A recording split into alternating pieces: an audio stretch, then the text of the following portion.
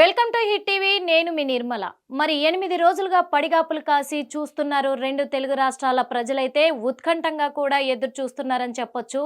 ఎందుకంటే మరి శ్రీశైలం టన్నెల్ వద్ద ఎస్ఎల్బిసి స్వరంగ మార్గాన మరి 8 మంది చిక్కుకుపోయారు అందులో అనే విషయము, వాళ్ళు ఏమయ్యారు, ఏమై ఉంటారు అనే కోణంలో కూడా చాలా అనుమానాలు వ్యక్తపరిచారు. అదే కాకుండా మరి ఇటు కాంగ్రెస్ అటు బీఆర్ఎస్ ప్రభుత్వం కూడా తెలంగాణ రాష్ట్ర రాజకీయాలు ఒకరి మీద ఒకరు దుమ్మెత్తి పోసుకుంటూ కూడా అక్కడ రాజకీయాలు కూడా కొనసాగించారు. ఎందుకు చెప్తున్నానంటే ఇక్కడ ప్రభుత్వ అధికారులు, ఇప్పుడు ప్రస్తుతం ఉన్న ప్రభుత్వ అధికారులు ఉత్తమ్ కుమార్ రెడ్డి, జూపల్లి కృష్ణారావు, కోమటిరెడ్డి వెంకటరెడ్డి వీళ్ళందరూ కూడా రెస్క్యూ టీంలతో పాటు అలాగే నేవీ బృందాలను, ఆర్మీ బృందాలను కూడా అక్కడ పెట్టుకొని వాళ్ళు చర్యలు చేపడుతూ వాళ్ళు ప్రతి క్షణం కూడా విచారిస్తూ వస్తూ వచ్చారు. కానీ ఏం చేయలేని పరిస్థితి అక్కడ. ఇప్పటి వరకు కూడా డెడ్ బాడీలు ఏమయ్యాయి అని చెప్పి నిన్నటి వరకు కనుక్కోలేని పరిస్థితి ఏర్పడ్డది. దీన్ని అలుసుగా తీసుకొని మరి బీఆర్ఎస్ ప్రభుత్వము దుమ్మెత్తిపేసే ప్రోగ్రాంలో పని పెట్టుకొని వాళ్ళు లీనమైపోయి ఉన్నారు. మనం కూడా చూసాము ఆ విజువల్స్ కూడా. మరి ఇక్కడ నుంచి హరీష్ రావు కూడా అక్కడికి వెళ్ళడం జరిగింది. హరీష్ రావుని అడ్డుకోవడం జరిగింది అక్కడ పోలీస్ సిబ్బంది కూడా. ఎందుకంటే లోపలికి రానియకుండా అప్పుడు కొన్ని వ్యాఖ్యలు చేయడం కూడా జరిగింది. ఎందుకు భయపడుతున్నారు, లోపల ఉన్న వాళ్ళందరూ మంత్రులు కదా, నేను ఒక ఇరిగేషన్ మంత్రినే కదా, అలాంటప్పుడు నాకెందుకు లోపలికి ప్రవేశం లేదు, నన్ను రానియడానికి గేట్లు ఎందుకు వేసుకున్నారు, ఎందుకు భయపడుతున్నారు అని చెప్పేసి అక్కడ నిరసన కూడా వ్యక్తం చేయడం జరిగింది. అంటే ఇక్కడ 8 మంది ప్రాణాలు ఏమైపోతున్నాయనే కోణంలో కూడా ఆలోచించకుండా ప్రజల పట్ల, అంటే వాళ్ళని బయటికి తీసుకొచ్చే ఆలోచన విధి విధానాలు లేకుండా అటు ప్రభుత్వం కావచ్చు, ఇటు ప్రతిపక్షాలు కావచ్చు, వీళ్ళిద్దరు ఒకరి మీద ఒకరు దుమ్మెత్తి పోసుకోవడం కూడా జరిగింది. ఎందుకంటే టన్నెల్ ప్రాంతంలో ఎంత పెద్ద ప్రమాదం జరిగిందో అందరికీ తెలిసిన విషయమే. 50 మంది కార్మికులు అందులో చిక్కుకున్నారు. గత కొన్ని సంవత్సరాలుగా కొనసాగుతున్న టన్నెల్ పనంతా కూడా ఇప్పుడు ఆ వర్క్ కూడా మరి కొద్ది కాలం మాత్రం అక్కడ ఆపేయడం కూడా జరిగింది. అది ఇప్పుడు ఒక 2 నెలలుగా మళ్ళీ ప్రారంభించారు. ఇంకో 2 నెలల లోపు మొత్తం పూర్తయిపోవాలి, స్వరంగ ప్రాంతం మొత్తం కూడా పూర్తయిపోవాలని చెప్పేసి అక్కడ కార్మికులని 2 షిఫ్ట్లుగా కూడా మార్చి ఉదయం 50 మంది, రాత్రికి 50 మంది లాగా పెట్టి అక్కడ పనిచేయిస్తున్న క్షణాలు మనం చూసాము. అదేవిధంగా అలా పనిచేస్తున్న తరుణంలోనే 50 మంది కార్మికుల వద్ద దోమలపెంట 14వ కిలోమీటర్ వద్ద ఏర్పాటు చేసిన ఈ టన్నెల్ ప్రాంతంలో జరిగే పనులన్నీ కూడా పనులు చేస్తున్న కార్యక్రమంలోనే ఈ కార్మికుల పైన మొత్తం కూడా లోపల సొరంగ మార్గంలో ఉన్న 3 మీటర్ల ప్రాంతం వరకు కుప్పకూలిపోయి మీద పడిపోయి వాళ్ళు ప్రమాదానికి గురయ్యారు. కానీ అదే రోజు రెస్క్యూ టీంలన్నీ కూడా సాయశక్తుల వాళ్ళ ప్రయత్నించి 48 మందిని ఆ రోజే బయటికి తీసుకొచ్చి ఆసుపత్రిలో వాళ్ళకి చికిత్సను అందించారు. కానీ 8 మంది జాడ ఏమైపోయింది అనే ఒక ఇదిలో భయభ్రాంతులకు గురైపోయారు. అలాగే వెంటనే మరి అధికారులు కూడా అక్కడికి చేరుకోవడం జరిగింది. నాగర్ కర్నూలు జిల్లా కలెక్టర్ కావచ్చు, ఇరిగేషన్ డిపార్ట్మెంట్కి సంబంధించిన అధికారులు కావచ్చు, ఇటు మంత్రులు కావచ్చు, అందరూ అక్కడికి చేరుకోవడం జరిగింది. చేరుకున్నారే కానీ ఎవరు ఆ 8 మందిని ఎక్కడున్నారని కనుక్కోలేకపోయారు. రోజులు గడిచాయి, గంటలు గడిచాయి, కానీ అక్కడ తెలియలేకపోయింది ఏం జరిగిందనేది. కానీ 8 రోజుల తర్వాత రెస్క్యూ టీమ్ లోపలికి వెళ్ళి ఆ బురద మొత్తము నీళ్లు కొట్టుకొని వస్తూ ఉంటే వీటిని తొలగించే ప్రయత్నం చేసుకుంటూ వాళ్ళు మొత్తం కూడా 13 కిలోమీటర్ల మేర వరకు మొత్తం క్లీన్ చేసుకుంటూ వెళ్ళే ఆ క్రమంలోనే ఒక కార్మికుడు చెయ్యి బయటపడిన క్షణాలు, ఆ దృశ్యాలు మనం చూసాము. ఆ దృశ్యాలు చూసిన తర్వాత ప్రజలందరూ కూడా భయాందోళనకు గురయ్యారు. ఇంకప్పటికీ ఆశలు వదులుకున్నారు. ఎందుకంటే ఈ ప్రమాదం జరిగిన రోజే మరి ఆక్సిజన్ ట్యూబులు కూడా లోపలికి పంపించడం జరిగింది. ఆ ట్యూబులు కూడా పగిలిపోయాయి ఆ బురద తాకిడికి. అసలు ఆ జేసీబీల సహాయంతో కూడా చేద్దామన్నా కానీ వీలు పడని పరిస్థితి నెలకొన్నప్పటికీ అప్పటికీ రెస్క్యూ టీములు కూడా చేతులు ఎత్తేసిన సిచ్యువేషన్లు కూడా మనం చూసాము.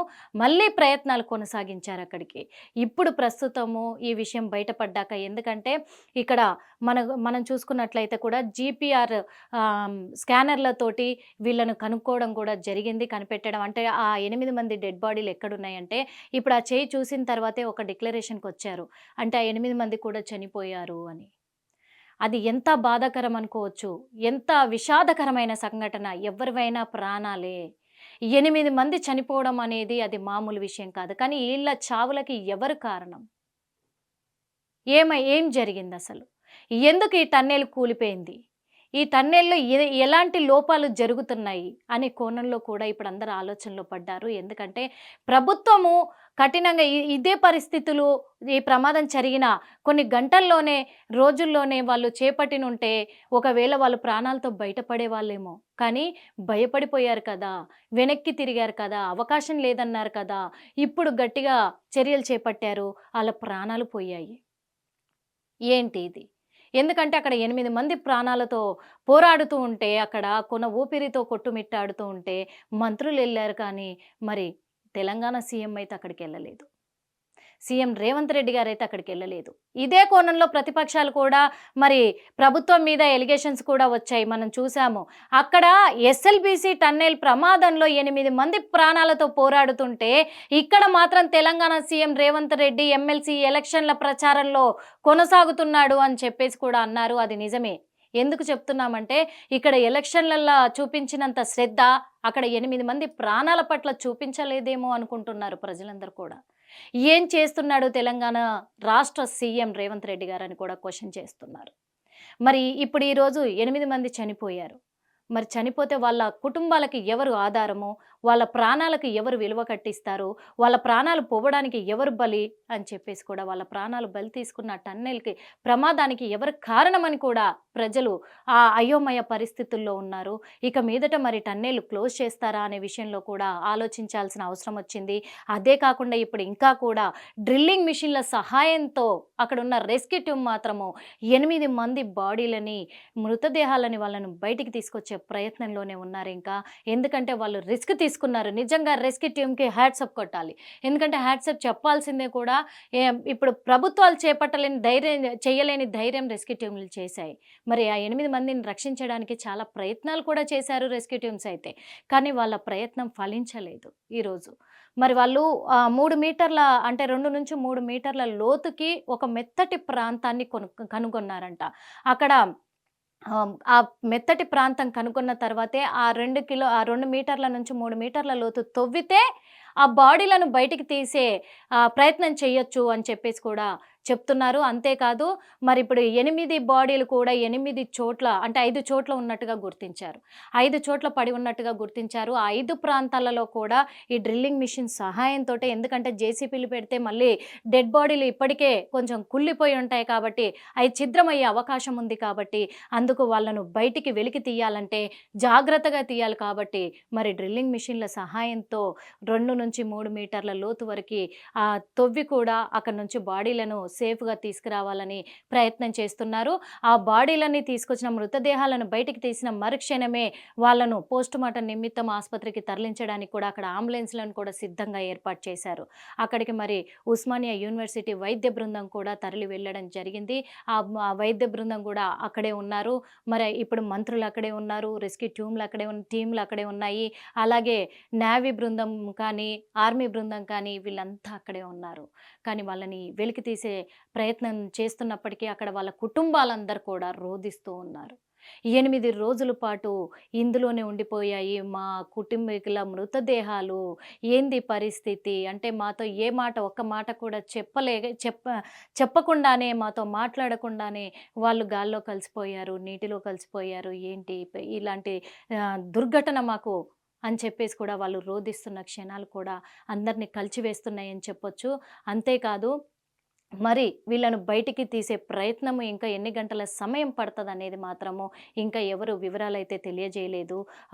మృతదేహాలు వెలికి తీసిన తర్వాత కానీ అసలు ఎలా జరిగింది ప్రమాదం అనే కోణంలో దర్యాప్తు చేపట్టే అవకాశాలు కూడా ఉన్నాయి. అప్పటి వరకు కూడా మనం వేచి చూస్తూనే ఉండాలి.